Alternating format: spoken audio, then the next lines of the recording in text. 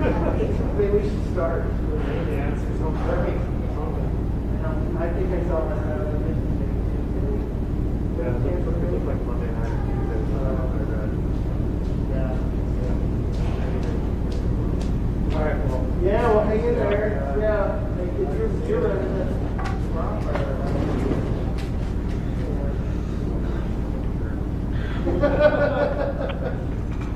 Yeah, hang in there, Andre. See you later.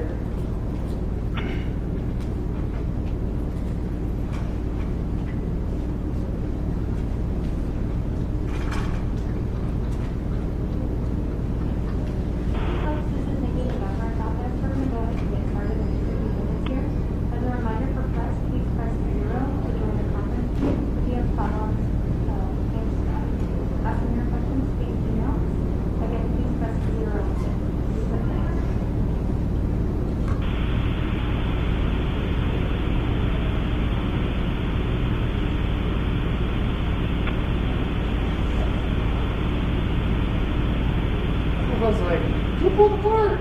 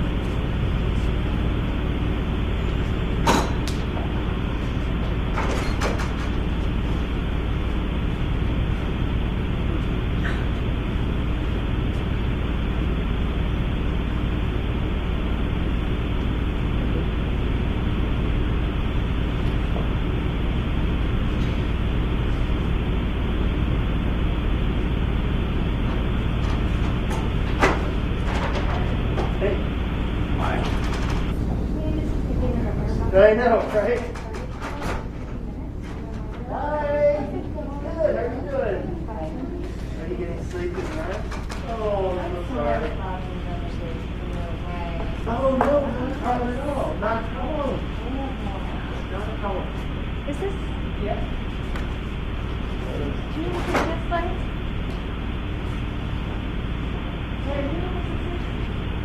Oh, Gabby's okay. Yeah. As long as we let's go check and see. Yeah, thank you.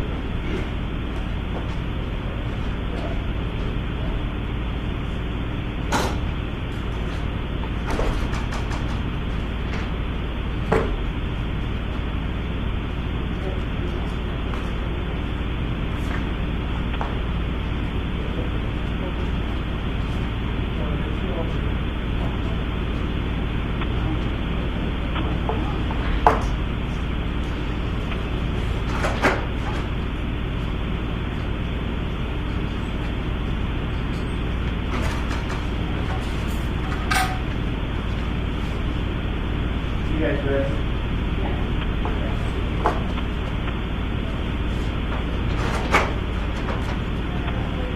You wait till you get a signal from you? Yeah. To the right? Yeah. Oh, perfect.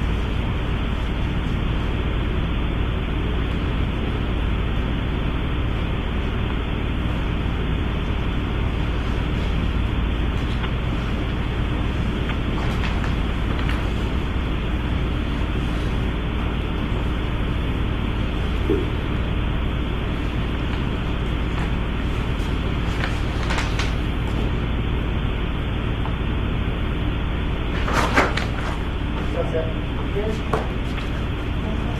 Yep.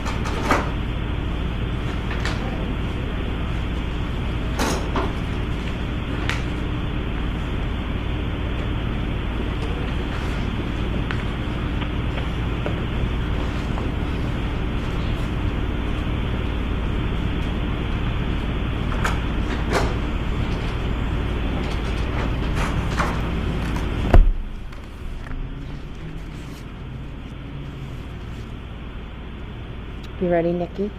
All right. Good afternoon, everyone. I'm here today to give the latest updates on Oregon's fire situation.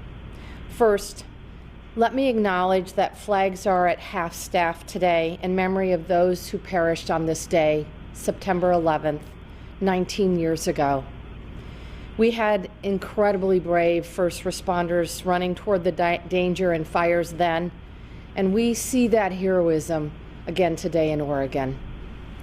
I'm joined on the phone by the Oregon Department of Forestry Fire Chief Doug Graff, Oregon Chief Deputy Fire Marshal Mariana Ruiz Temple, General Michael Stencil, Office of Emergency Management Director Andrew Phelps, and the Oregon Health Authority Environmental Public Health Section Manager Gabriella Goldfarb. Let me start with some good news today. The weather system fueling these fires over the past few days has finally broken down, and our firefighting teams tell me they can feel it. We anticipate cooler air and moisture coming in the next few days, which is really good news. Still, firefighters continue to work around the clock to save lives and property from destruction. Well over 1 million acres of land has burned, which is over 1,500 square miles. Right now, our air quality ranks the worst in the world due to these fires. Almost anywhere in the state you can feel this right now. I have directed the Oregon Health Authority and Oregon OSHA to issue a recommendation to protect outdoor workers from exposure to harmful wildfire smoke. This will aim to eliminate or minimize outside work in places with unhealthy air quality. OHA also recommends that if you're in an area affected by smoke and ash, you should restrict your physical activity and stay indoors with the windows and doors closed to the greatest extent possible. More than 40,000 Oregonians have been evacuated, and approximately 500,000 Oregonians are currently in evacuation zones. That means 500,000 people are either at a level 1, 2, or 3 evacuation alert. Level 1 means to pack up valuables and monitor the situation. Level 2 means to get ready to evacuate on a moment's notice if needed. And level 3 means leave immediately. I can't say this enough. If you are notified by emergency officials to evacuate, please do so immediately. You may not get a second chance. At the same time, if you have not gotten a level 3 alert, remember that's the one that tells you to immediately go. Please monitor your situation closely, but do not panic or try to leave immediately. We need to make sure that the roads stay open for those who are in urgent fire zones. I also implore all Oregonians to stay out of the fire zones right now. I know that rumors of looting are extremely alarming and that it's unsettling not to know whether your home is still standing. Let me assure you that we have the Oregon National Guard and our Oregon State Police monitoring the situation and preventing looting. However, if you try to go back, you are not only putting your own life at risk, but also those of firefighters and first responders who may have to rescue you. I must make this request to media as well. To all our reporters and media outlets, thank you for so quickly and diligently informing the public of this urgent and evolving situation. Right now, I ask that you too stay away from fire zones so that our first responders can do their jobs. Thank you. I know it's been a rough few days. Many Oregonians are suffering right now, whether displaced themselves or worried about their families and communities while watching our beautiful state burn. We are doing everything we can to fight these fires. Teams on the ground are showing incredible creativity and innovation in addressing this crisis and getting Oregonians the help that they need. Yesterday evening, we learned that our federal emergency declaration was approved. This is good news. It will bring much needed federal aid to Oregon, including additional firefighting resources, search and rescue, and assistance for temporary housing for those who've been displaced. As of now, there are early reports from our state police that there are dozens of missing persons related to the fires, specifically in Jackson, Lane, and Marion counties. We will keep you updated as we gather more information.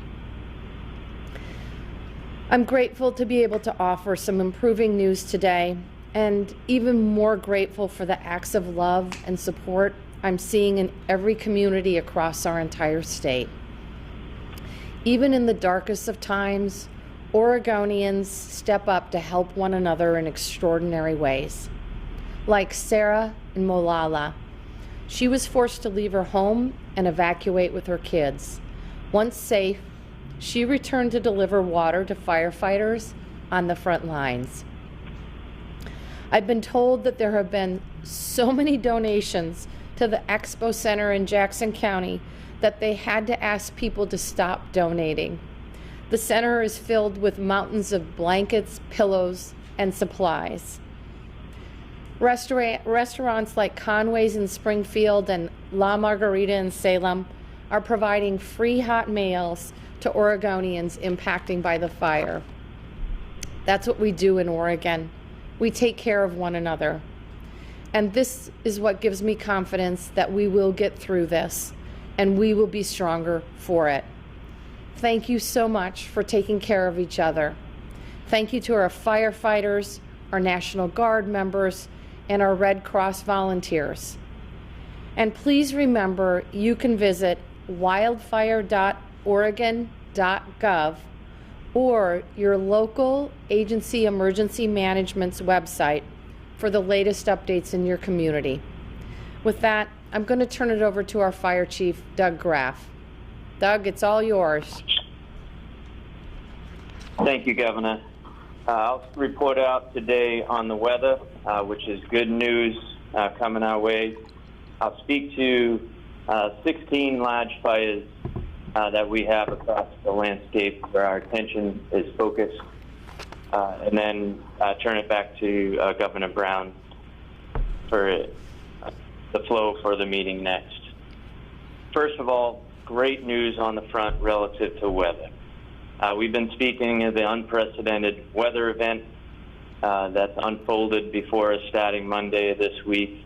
That has passed. No longer are we under those strong east wind impacts that have moved all these fires across the landscape.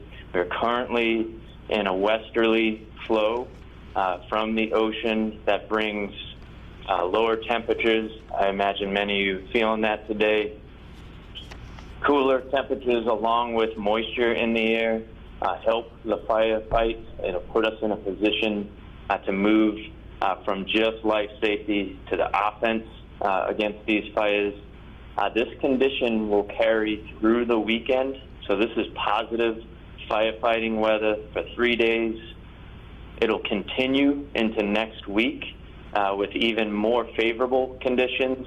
We're growing with more confidence that we'll have moisture coming across the state, and particularly west of the Cascades. So that's a very favorable forecast, and we'll see if that comes to fruition. But the discussion is in the range to a quarter of an inch to an inch west of the Cascades. and that'll be a huge benefit for us.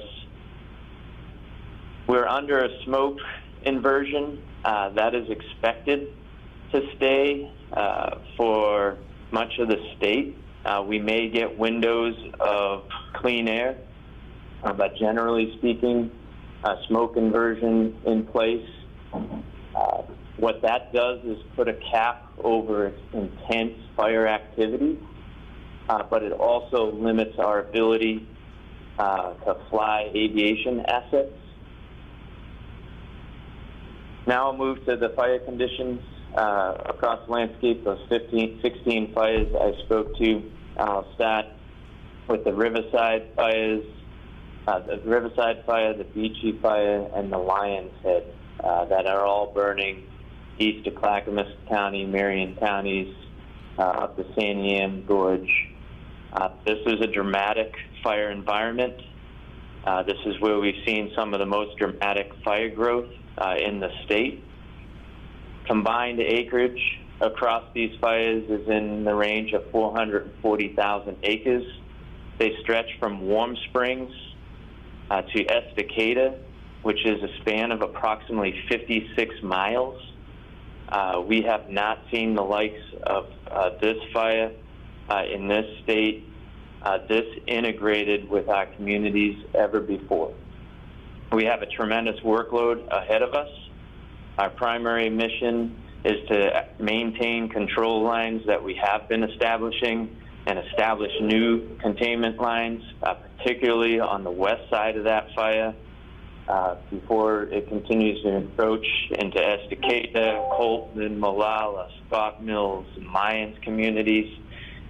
Push those containment lines and clear the highways up the Santiam Highway, up through the top of the Cascades, so we can gain access and improve containment lines there. This is conversations I have not been speaking about for the past 4 days, establishing and maintaining containment lines, and the weather is going to be favorable for us. We have a tremendous amount of resources rolling our direction from states across the country to support that effort, along with military assets and then the local assets we have. Moving south, we have the Holiday Farm Fire, and that's in the Mackenzie Highway system, sitting about 156,000 acres. Absolutely impressive work in the last 48 hours on this fire. We have anchored control lines on the east side of the fire, a significant portion on the west side of the fire, working to tie control lines on the north and south side of that fire. A heavy effort of local forest landowner equipment, absolutely instrumental in that firefight and making tremendous progress there. Once again, continued focus on opening those highway corridors so we can triage the loss and gain access for internal control lines and continue to fight fire internally and across the perimeter of those fires to minimize fire spread. Moving south to the Umpqua Highway, we have the Archie Fire sitting about 115,000 acres. Establishing containment lines there, finding anchor spots has been a little bit more difficult, not as successful as the Holiday Farm, but we are making progress. Once again, a strong contingent forest landowner asset, dozers, heavy equipment, rolled up there 7 days ago. We've been in a defensive posture on all these fires, and now we're able to take an offensive posture and push containment lines around fires. So I expect continued progress on the Archie Fire. The Thielsen Fire is a fire I have not reported out to you on, north of Crater Lake until now. Moved through Dynamite, sits at about 5,000 acres. That's a challenging ground, beginning to move federal assets and resources into that region. I'll move now to the Overchain Fire. 20,000+ acres on the Overchain fire, challenging fire runs, having some confidence on control lines closer to the communities, to the northeast and east side of that fire, open forest land, having got into established lines there, focusing on the life safety and starting to be beginning to establish control lines on that fire. I just highlighted finally the Slater fire that came into us from California. That's a significant fire. We do have resources on that up through Illinois Valley, managed by an incident command team from California, integrating our local resources to support that fire. I'll stop there for one moment to highlight and manage expectations relative to these 16 fires I'm reporting on. These are the 8 fires that I expect will be on our landscape burn until the winter rains fall. Those fires represent close to 1 million acres on the landscape. And we are going to prioritize containment lines where life safety is threatened and push containment lines in deeper into the woods and hold those fires at the minimum acres we possibly can. But to manage expectations, we will see smokes and we will have firefighters on those fires up until the heavy rains of the fall. And that's simply the reality of having that much fire on the landscape. Critically important for us as a state is to get the remaining fires that I'll highlight off the map. And we need to do that aggressively, and we have plans and resources are rolling in from around the nation to help us get there as quickly as possible. I'll start with the Britann fire out of Paisley. That's burning approximately 6,000 acres. We've got resources moving that direction to support that fire effort and begin to establish containment lines. North of Klamath, we have the 242 fire, really making good progress on containment lines there. Local landowner resource contractors, etc., local fire service continue to work closely, making good progress. I would highlight, I've been emphasizing quite a bit during these reports, the efforts of Department of Forestry, and you've heard from Oregon State Fire Marshal representing all the local fire departments. Know that we have partners in federal agencies, including the Forest Service, BLM, Bureau of Land Management, National Park Service, Fish and Wildlife Service, and tribal members, Bureau of Indian Affairs, working closely with us on all these fires, all local resources. Landowner partners, as I've emphasized today, all bringing resources to bear, including contractors, and this makes up our complete and coordinated fire protection system. I'm proud on the east side that I've only named 2 fires that we need off the map. It's been tremendous initial attack success across the board, keeping fires off the map all the way through the rangeland fire protection associations. So nice work on the east side of the state. The other fires we need off the map as soon as possible is Alameda. We're making really good progress there out of Ashland and Medford, 50% lined on that fire. All the fires on the coast range, feeling a lot of confidence in containment lines around all these fires. The North Bank fire out of Coos Bay, Eco Mountain fire that evacuated Lincoln City, lines around that, great progress, great cooperation locally. And then the fire that evacuated Bay City, the Pike fire, again, lines contained around that fire. Now we have to hold all these lines and get these fires off the map. The 2 remaining fires I'll speak to outside of Gaston, power line fire, and then outside of Newburgh, just southwest there in Portland, the Chehalem Mountain fire. So we were able to support those fires with aircraft yesterday with scoopers.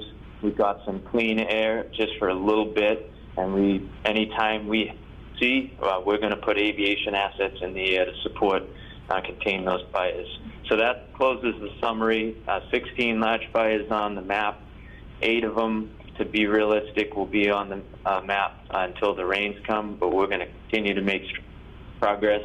The others, we're going to work hard to get those quickly off the map and mitigate as much smoke and risk to Oregonians as we can. That's the end of report.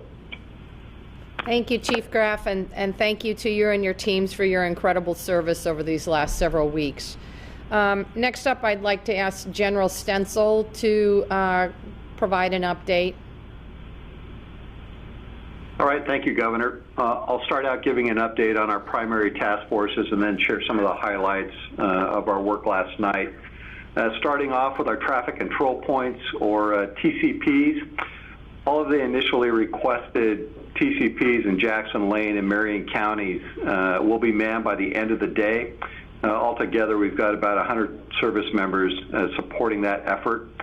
Additional requests for 11 more TCPs have come in for Lynn and Lincoln counties, which will be manned by about 60 more guardsmen over this weekend. But we expect that number is going to continue to grow with known needs that we learned of today in Clackamas and Washington counties. So we continue to prepare guardsmen for that effort as well. With regard to aviation, we still have 9 aircraft available, 7 of those being Black Hawks, 5 with water buckets, and 2 with medevac capabilities. We stationed a few of them at Hillsborough and Aurora late yesterday in accordance with ODF, with the hopes that the ceilings would be high enough that they'd be able to get some work in, but they never, weather never lifted out, even out in the west side there. So they're all still waiting for mission assignments what the weather does lift. But as we heard earlier, that forecast looks to be IFR probably till about 5 o'clock tomorrow morning. With regard to firefighting support, our 3 125-person pre-trained firefighter teams are mobilized. They're going to start arriving at fire camp tomorrow morning, with the 2nd and 3rd occurring across the weekend and Monday. ODF is now looking at sending them to 3 separate fires in Klamath, Lincoln, and Clackamas counties. The other day I mentioned that we were looking to expand DoD capabilities for ODF on 3 fronts, building additional Oregon National Guard firefighting teams, supporting a request for active duty Army firefighting support, and then also looking at out-of-state National Guard support requests. And all 3 of these are in progress. Mobilization's underway for 2 more additional teams to be placed within 2 weeks. I'm happy to share that through efforts with the National Guard Bureau and Senator Merkley, that we've garnered approximately $700,000 in federal dollars that will go to supporting this training effort. We're also supporting ODF in their request for the active duty Army firefighting support to fight fires on the federal lands. And then lastly, we're also working with the National Guard Bureau and states outside of our region to resource additional firefighting teams. We formally requested 12 20-person crews, and we're hoping to have a response in the next few days on outside states that will be able to support that effort. Our fatality search and rescue team that we stood up a few days ago as we transition to recovery efforts, it's going to be stood up and be reporting to Albany tomorrow with 11 airmen and equipment. And then lastly, I just want to talk about last night, a very busy night with 2 emergency response mission requests. We had 50 Army Guardsmen responding to a request from Providence Willamette Falls Hospital to assist them in their emergency evacuation of ambulatory patients from their facilities. All in all, reports is that went very well. And then we also supported the Department of Corrections in transporting adults in custody from the Wilsonville Coffee Creek Correctional Facility to the Deer Creek facility over in Madras. And with that, that concludes my summary. Thank you, General Stencil. We are incredibly grateful to you and National Guardsmen and women for all of your efforts. Director Phelps, would you please give us an update? Thank you, Governor. I want to thank all the previous briefers from our state partners, Doug Graff, General Stencil. My gratitude to you, your teams, the emergency responders across the state our 911 operators, call takers, and dispatchers, and those volunteers who continue to prioritize life safety during this catastrophic wildfire event while risking their own lives. This is an incredible, dangerous situation across the state as we continue to evacuate folks and work to get Oregonians out of danger. I want to note that as the fire response changes, this has a direct impact on our evacuation and sheltering operations. I really appreciate the governor allowing an opportunity to clarify the 500,000 evacuation number. That number does refer to the folks that were in some level of evacuation. Thursday afternoon, we had expanded evacuation zones affecting tens of thousands of people. By late afternoon and into the evening, the number of Oregonians under some level of evacuation notice had jumped to an estimated 500,000 Oregonians, with the evacuation area included more densely populated and urban areas.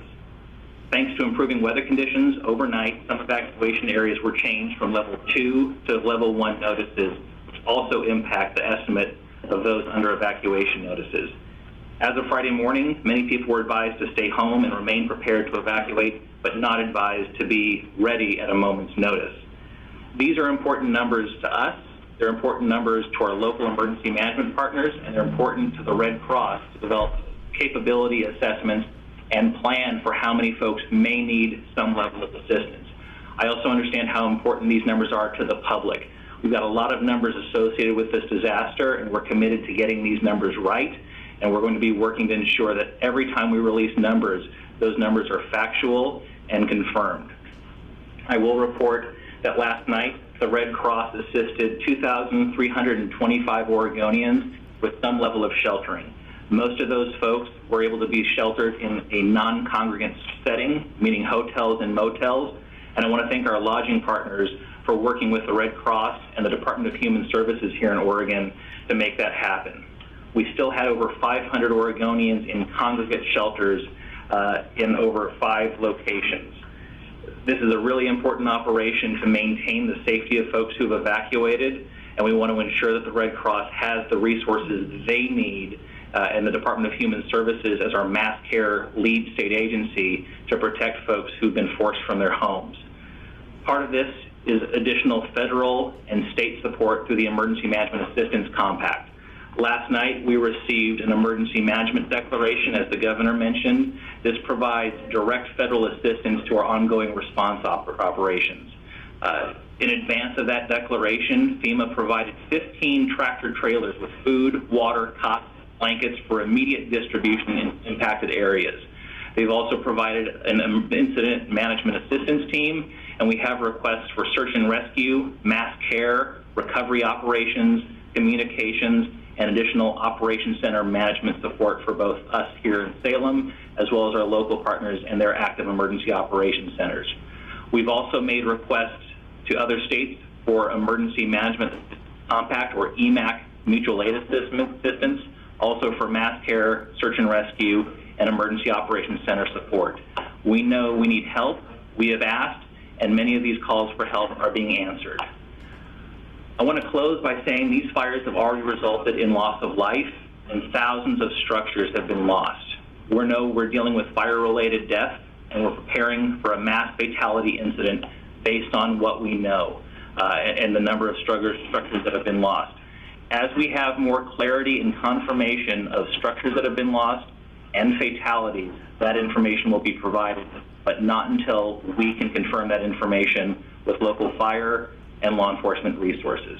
I want to just reiterate the importance of adhering to evacuation orders. If you're in someplace safe, if you've evacuated and you're someplace safe, stay there. If you're home and you're not under evacuation orders or levels 1 or 2, make sure you're tuned in to official government sources. We also recommend folks register with Safe and Well with the American Red Cross, and this will help us focus our rescue and recovery operations. Thank you. Thank you, Director Phelps. I think we're ready for questions at this point.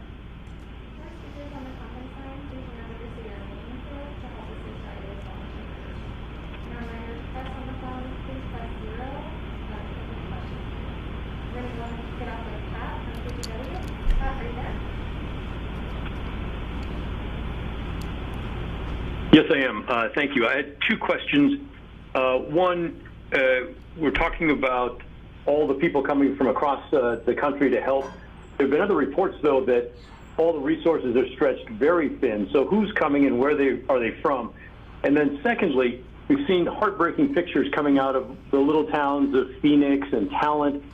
It's just devastation down there, and I'm sure in very many other places. But what can the government do for those folks who've lost everything? Thank you. Thanks, Pat. In terms of where folks are coming from, I don't know what happened there. Pat, in terms of where are folks coming from, we have a couple of sources. I spoke with the president last night and his chief of staff. They are working at ensuring that we have National Guards, men and women from around the country that are available to assist with firefighting efforts. The Department of Defense has a battalion trained in firefighting. We've requested their support as well.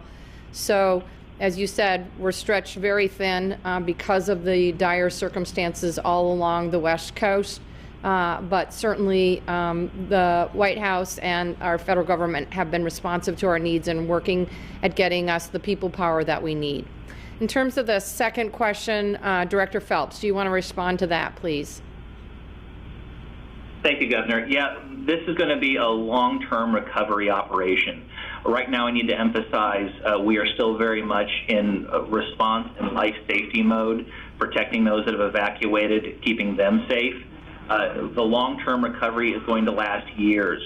We know this because we have far too many recent examples from our friends down in California with the Camp Fire down in Paradise and some other devastating fires that they're still working to recover from.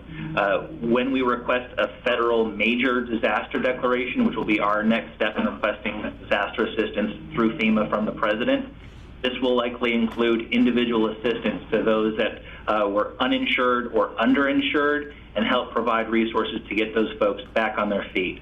I do want to encourage Oregonians, as soon as you've got confirmation or believe that you've lost significant property or you've had extreme damage, reach out to your insurance provider to begin working on those claims. Insurance companies are already reaching out, I know, to individual policyholders in some of the impacted areas, but we also want Oregonians to be very aware that every disaster, especially catastrophic disasters like this, bring people out who are looking to commit fraud. Don't let yourself be taken advantage of. Verify who it is you're speaking with, if they're from a reputable organization, and if you feel you've been taken advantage of, you need to report that information. And Governor Brown, Doug Graff here. I might expand a little bit more detail on the nation's effort to support Oregon, and it has been aggressive.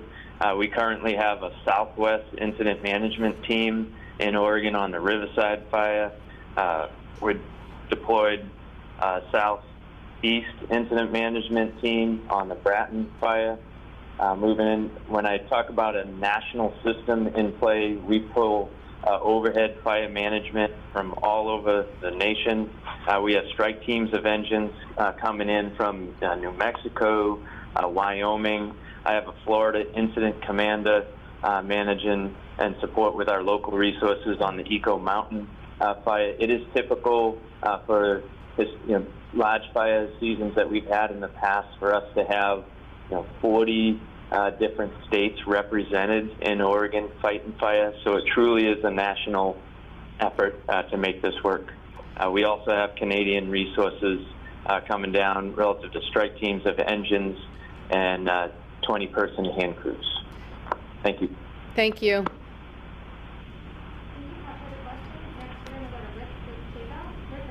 In Oregon fighting fire, so it truly is a national.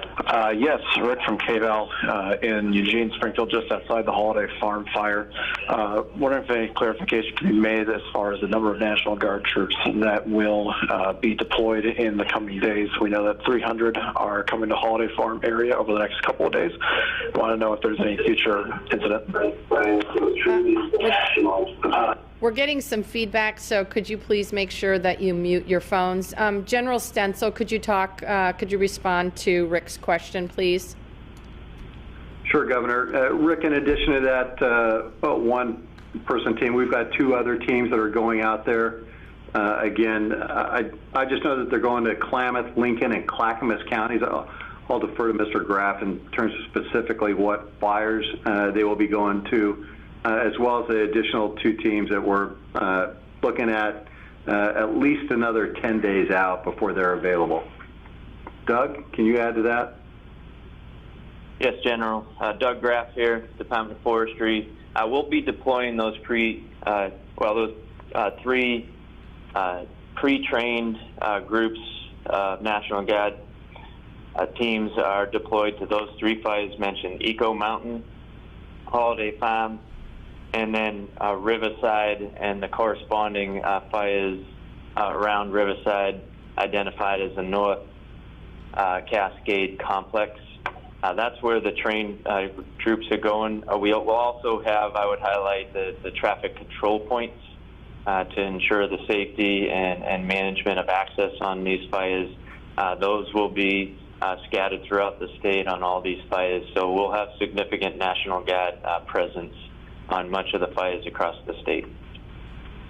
And Rick, I'd also add, General Stencil again, that in addition to that, we got the rotary wing aircraft and the H-60s that are going to be sharing in that effort with water buckets.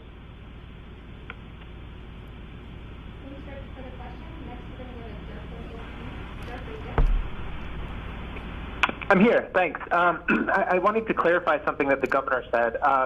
You mentioned people not blocking the roads for folks that absolutely need to leave. Are you all saying that people should not sort of self-evacuate? I know there's been a lot of concern in the Portland metro area as the levels have creeped closer to the city. Are you saying people need to remain in place if they're not under a formal evacuation warning? That's what we're asking, Dirk, that if people are safe and not under any level of evacuation, that they stay where they are and that they remain in contact with local emergency management officials through their local county website in order to stay attuned in terms of what's happening in the area. Director Phelps, do you want to add anything, please? Thank you, Governor. Thank you, Dirk, for that question. I want to be very clear about what these evacuation level means.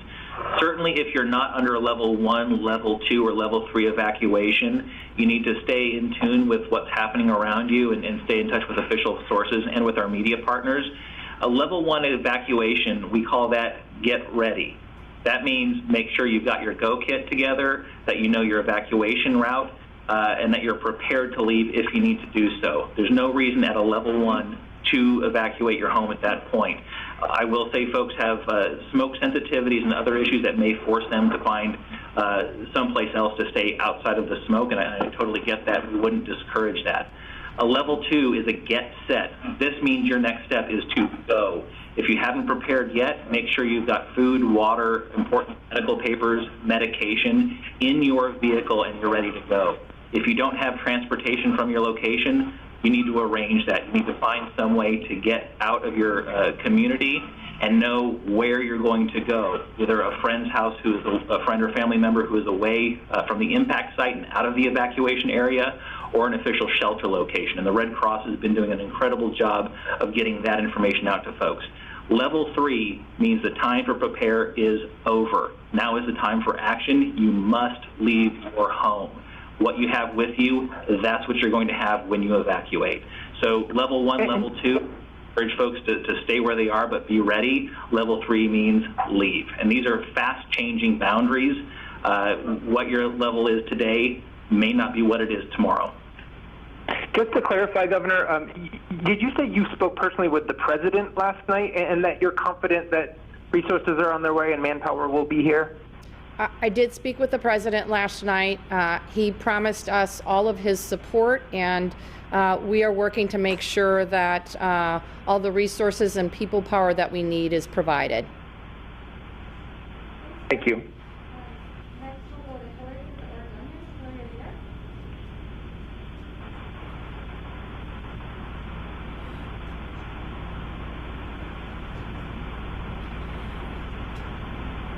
Yeah, sorry, I just had to get back to unmute.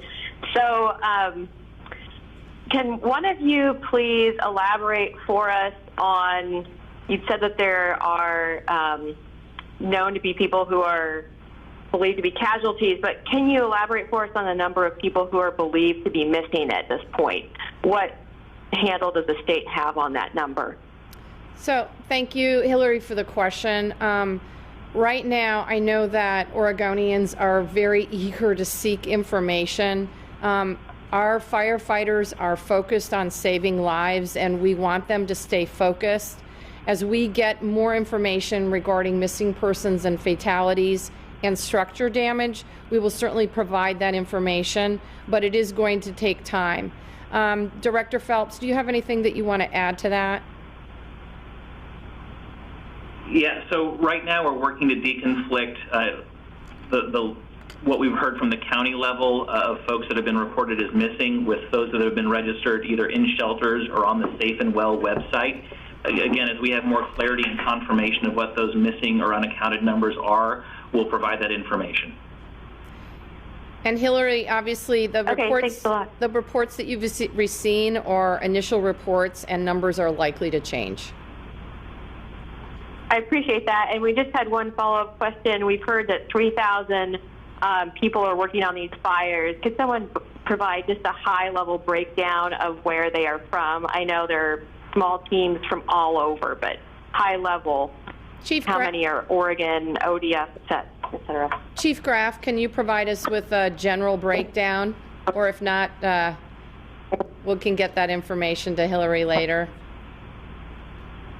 Yeah, Doug Graff, Chief of Fire Protection. That's a real rough number to estimate, but I would articulate it this way: the large majority of those firefighters on the ground now are from Oregon. Okay, thanks.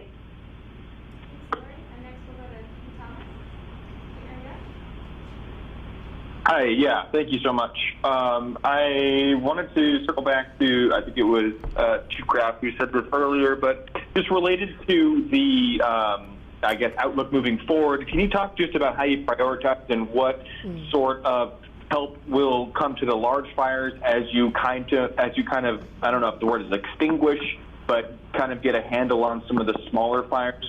How do you kind of prioritize, and how does that help you later on? I know the large fires aren't going to be going anywhere anytime soon. Yeah, thank you for that question. Doug Graff here, Chief of Fire Protection.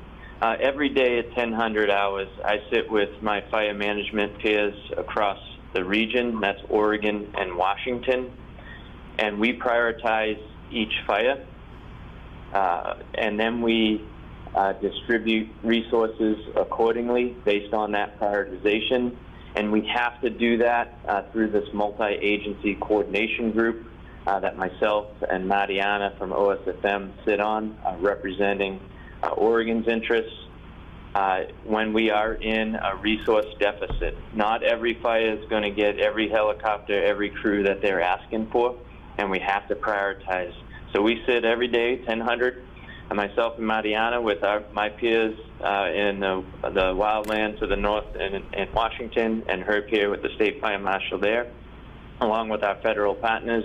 That's the U.S. Forest Service, BLM, the Park Service, Fish and Wildlife, and BIA. All have jurisdictional responsibility on these fires, and we'll triage that on a daily basis.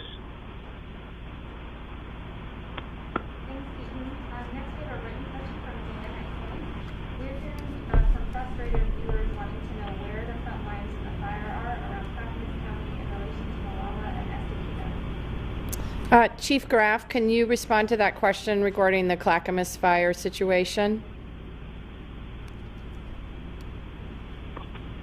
I can. Yesterday was a very dynamic day. We were hoping the winds would not be as aggressive and we would have better success, particularly on the Riverside fire and then the Beachy fire on the west side. But we certainly felt those winds pushing from the east, and it continued to drive both of those fire fronts that sit at about 36 miles wide, running from north to south, and they pushed towards the communities of Estacada, Malala, Colton, Scotts Mill, and Lyons to a lesser degree, mostly to the northern part of that fire front, which received those Columbia River east winds late into the day. The fire jumped over Estacada, spotted fire over that town. So we were in a full-blown urban interface fire fight in Estacada. Colton, the fire stopped short, 211 on that front. It looks like we did have some spots over the 211. It stopped short of Molalla. Looks to be about 4 miles short of Molalla. On Scott Hills, I think right up against the community, we were close there with some spot fires jumping that perimeter and pushing towards Scott Mills. And further south of Scott Mills, there was less of a push to the west on that fire front. And I would just emphasize and contextualize that's 36 miles of fire front that was pushing that direction. So we were fortunate, very fortunate, that the winds did not sustain another day like we've been experiencing those 4 days. Great, thanks Dan for that written question. Next we'll go to Hank with the Hank, are you there? Yeah, thank you for my question. How has COVID impacted the firefight? And also, can Governor Brown expand upon her comments that she made yesterday about how global warming will lead to possible like this in the future? So I made a comment yesterday in my remarks about the impact of climate change on Oregon, our country, and the entire world.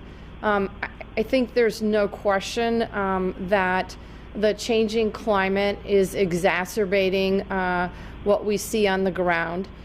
We had, as we mentioned earlier, unprecedented weather event with winds and temperatures. In addition, we added a ground that has had a 30-year drought. So it made for extremely challenging circumstances and has certainly exacerbated the situation. I think it's incumbent upon all of us to be aware that climate change is going to impact how we live, our economy, our culture, and that we all need to be making changes accordingly. We're going to see that most directly, frankly, in Oregon, in our winters, in our summers, in our winters with low, reduced snowfall, and our summers with drier or sporadic rainfall and wildfire. So it is going to continue to challenge Oregon, the country, and the world. I am committed to taking action as Oregon's governor and continuing to proceed with our climate action executive order and asking our state agencies to continue that work. I'm hoping the legislature can partner with me in that work as we move into the 21 legislative session. And your other question was, Hank, I'm sorry. Yeah, thank you so much for that thorough answer. And then the other question was about how COVID has impacted fire.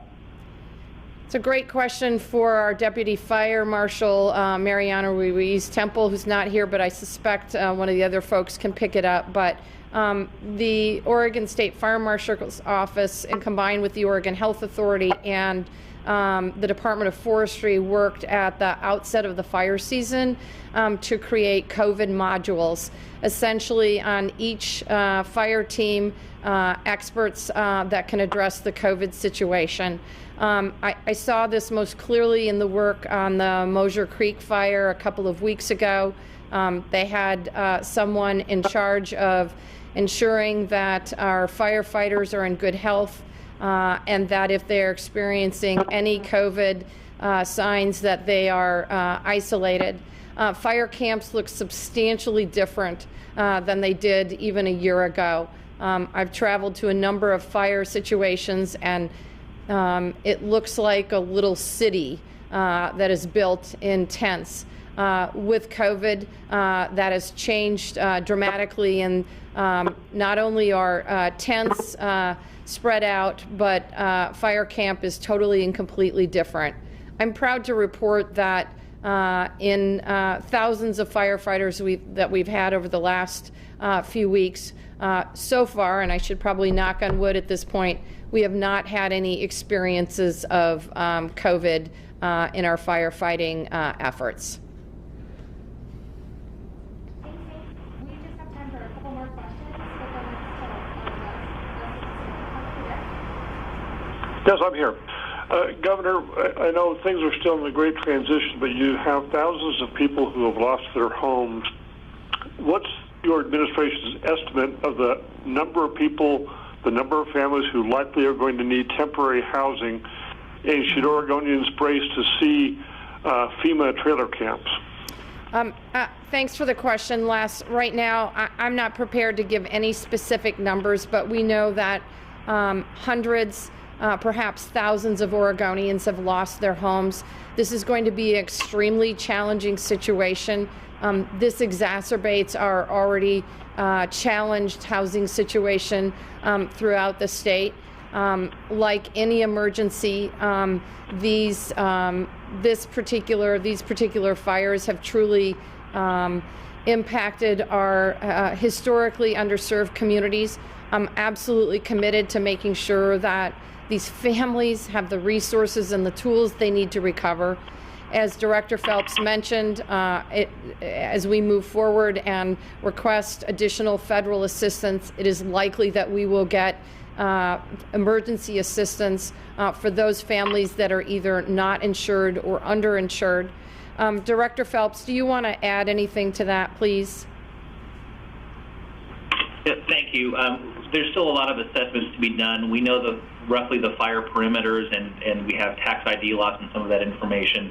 We'll need to do a much deeper dive once it's safe to do so with regards to primary residences that have been lost and other types of structures that have been lost. But this is going to be a long-haul effort. We'll be relying certainly on federal support through FEMA and the housing, long-term housing support they can provide. Also, our housing state recovery function will be fully engaged in meeting that intermediate and long-term housing need. We're still very much in the response mode, and as we begin to transition more into the long-term recovery, we'll be working with private sector, nonprofits, state, federal, and local agencies to make sure everyone has a safe place to stay. Les, it's really going to be, as I've said before, truly an all-hands-on-deck moment, and we're absolutely committed to getting Oregon families the housing and shelter that they need.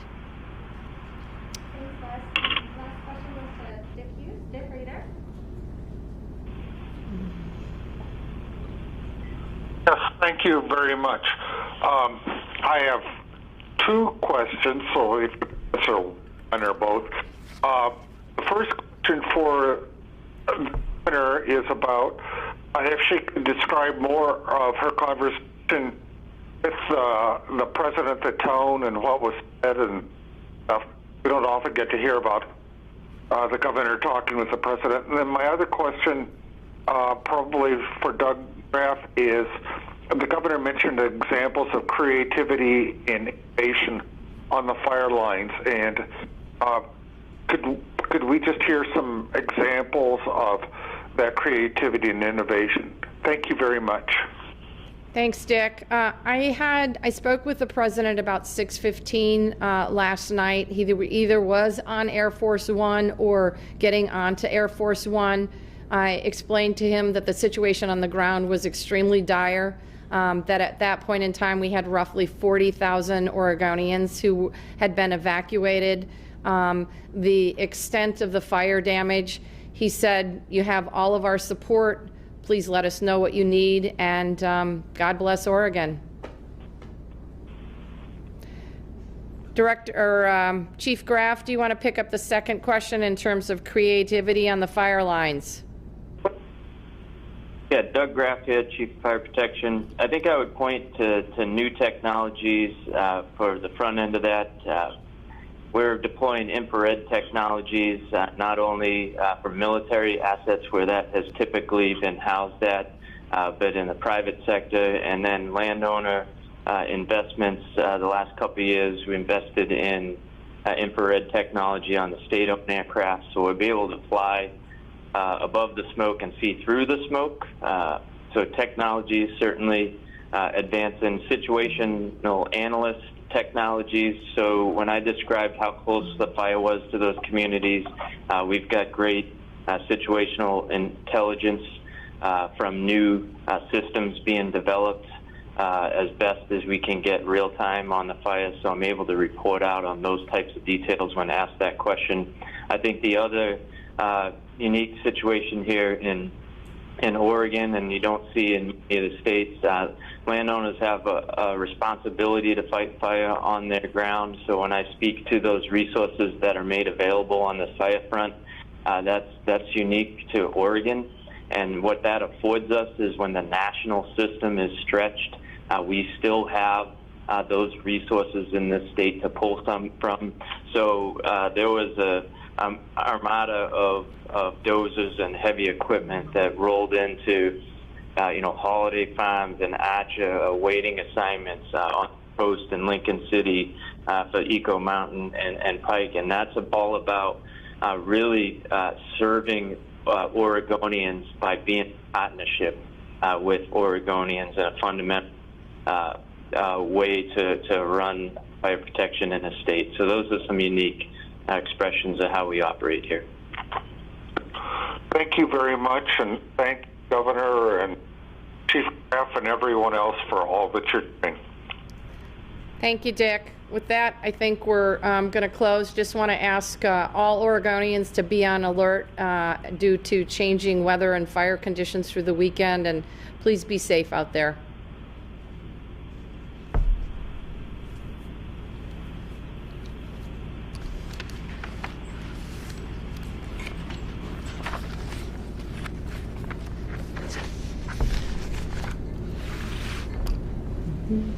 Mm-hmm.